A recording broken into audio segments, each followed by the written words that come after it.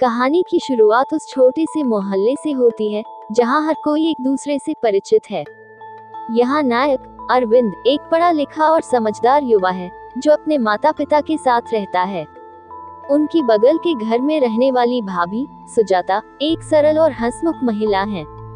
मोहल्ले की हर महिला उनकी प्रशंसा करती है।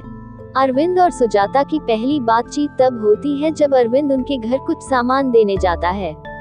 सुजाता की सादगी और आत्मीयता अरविंद को आकर्षित करती है। दोनों के बीच हल्की फुल्की बातचीत शुरू होती है और धीरे धीरे यह एक दोस्ती में बदल जाती है। समय बीतता है और अरविंद और सुजाता के बीच संवाद बढ़ता है। दोनों एक दूसरे के बारे में अधिक जानने लगते हैं। सुजाता अरविंद को अपने जीवन के अनुभव और संघर्षों के बारे में बताती है और अरविंद उनकी सलाह और मार्गदर्शन को महत्वपूर्ण मानने लगता है। अरविंद महसूस करता है कि उसके मन में सुजाता के प्रति एक विशेष आकर्षण है, लेकिन वह अपने और उनके रिश्ते की मर्यादा को समझता है। दूसरी ओर सुजाता भी अरविंद की समझदारी और सहानुभूति से प्रभावित होती है। दोनों के बीच एक अनकही समझ विकसित हो जाती है। कहानी एक मोड़ लेती है जब अरविंद अपनी भावनाओं को व्यक्त करने के लिए सोचता है, लेकिन वह महसूस करता है कि यह रिश्ता समाज और नैतिकता के दायरे में सीमित रहना चाहिए। सुजाता भी उसे यह समझाने की कोशिश करती है कि उनकी दोस्ती और आपसी सम्मान ही उनकी सच्ची ताकत है। अरविंद अपनी भावनाओं को नियंत्रित करते हुए अपने करियर पर ध्यान केंद्रित करता है।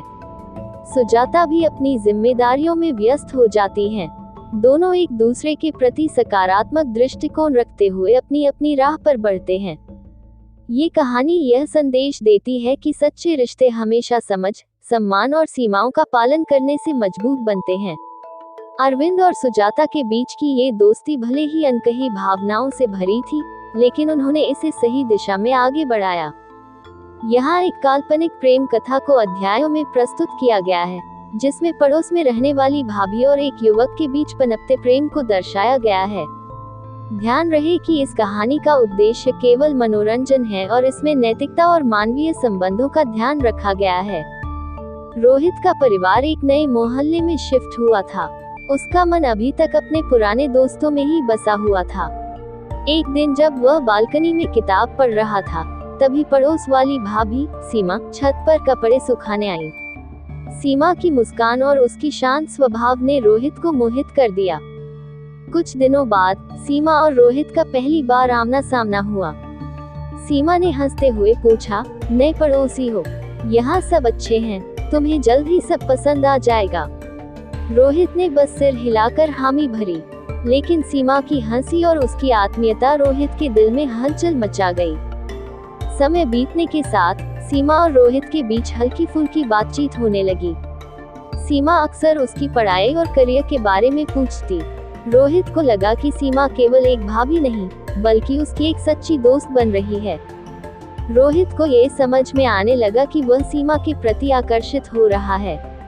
एक दिन जब सीमा ने उसके साथ गर्म चाय की प्याली साझा की और बचपन की कुछ यादें बांटी, रोहित का दिल और भी पिघल गया। रोहित का मन बार बार उसे टोका कि यह भावना सही नहीं है, लेकिन सीमा की देखभाल और उसके चेहरे की मुस्कान ने उसे बार बार उस भावना में खींच लिया। सीमा के प्रति उसका सम्मान और गहराई से बढ़ने लगी। सीमा ने कभी भी रोहित को गलत इरादे से नहीं देखा, लेकिन उसने महसूस किया कि रोहित की नजरें बदल रही हैं। एक दिन सीमा ने उससे गंभीरता से बातचीत की और उसे बताया कि दोनों के बीच एक दोस्ती की सीमा होनी चाहिए। रोहित ने अपनी भावनाओं को सीमा के सामने जाहिर कर दिया, लेकिन सीमा ने इसे बड़े प्यार से समझाया और उसे अपने करियर और भविष्य पर ध्यान केंद्रित करने के लिए प्रेरित किया। रोहित ने सीमा के शब्दों को स्वीकार किया और अपने जीवन में आगे बढ़ने का निर्णय लिया। सीमा ने उसके साथ दोस्ती और मार्गदर्शन को जारी रखा। वह रिश्ता प्रेम से अधिक सम्मान और दोस्ती का प्रतीक बन गया। ये कथा इस बात का संदेश देती है कि प्यार और आकर्षण हमेशा एक दिशा में नहीं जाते। कभी कभी सच्चा सम्मान और सीमाओं का पालन एक रिश्ते को लंबे समय तक सुंदर बनाए रखता है।